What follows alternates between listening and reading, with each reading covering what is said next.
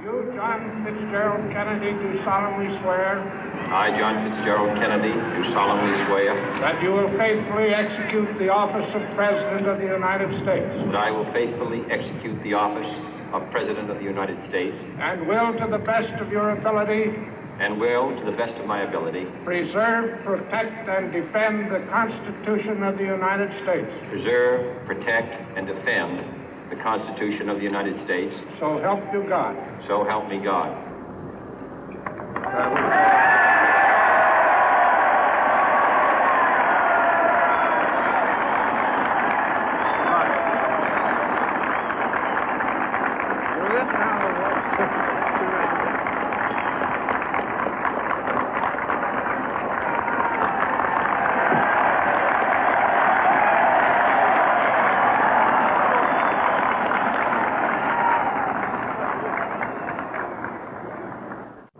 Vice President Johnson, Mr. Speaker, Mr. Chief Justice, President Eisenhower, Vice President Nixon, President Truman, Reverend clergy, fellow citizens.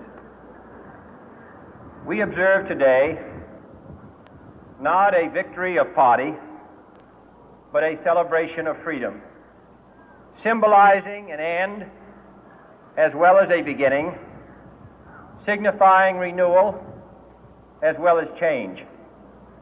For I have sworn before you and Almighty God the same solemn oath our forebears prescribed nearly a century and 3/4 ago.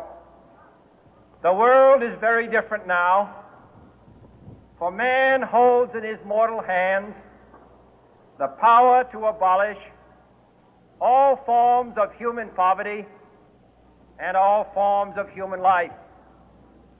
And yet the same revolutionary beliefs for which our forebears fought are still at issue around the globe. The belief that the rights of man come not from the generosity of the state, but from the hand of God. We dare not forget today that we are the heirs of that first revolution. Let the word go forth from this time and place to friend and foe alike that the torch has been passed to a new generation of Americans born in this century, tempered by war, disciplined by a hard and bitter peace, proud of our ancient heritage, and unwilling to witness or permit the slow undoing of those human rights to which this nation has always been committed and to which we are committed today at home and around the world.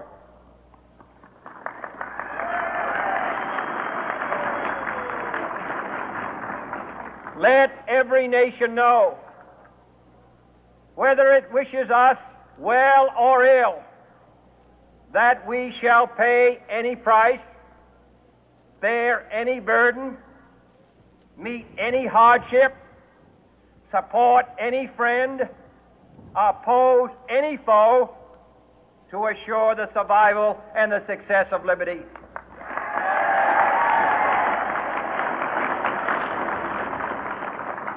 This much we pledge and more.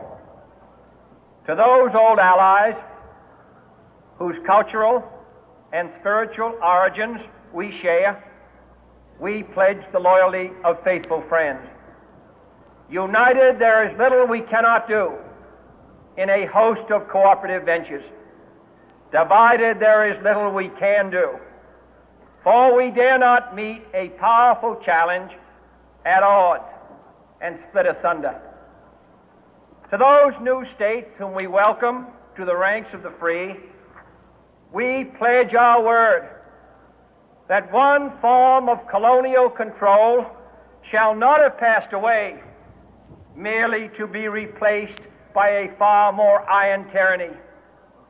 We shall not always expect to find them supporting our view, but we shall always hope to find them strongly supporting their own freedom, and to remember that in the past, those who foolishly sought power by riding the back of the tiger ended up inside.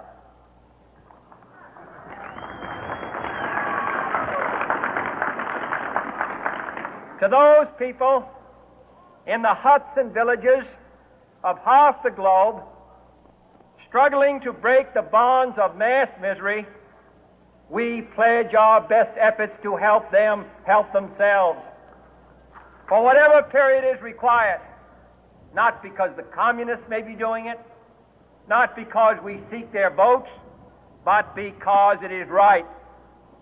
If a free society cannot help the many who are poor, it cannot save the few who are rich.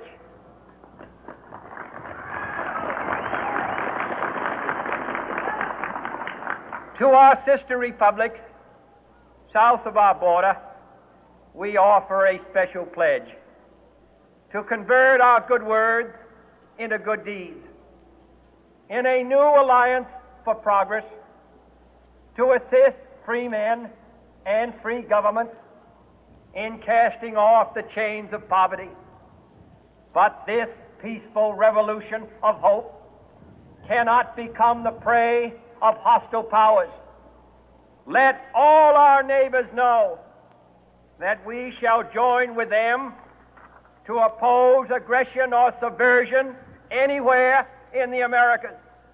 And let every other power know that this hemisphere intends to remain the master of its own house.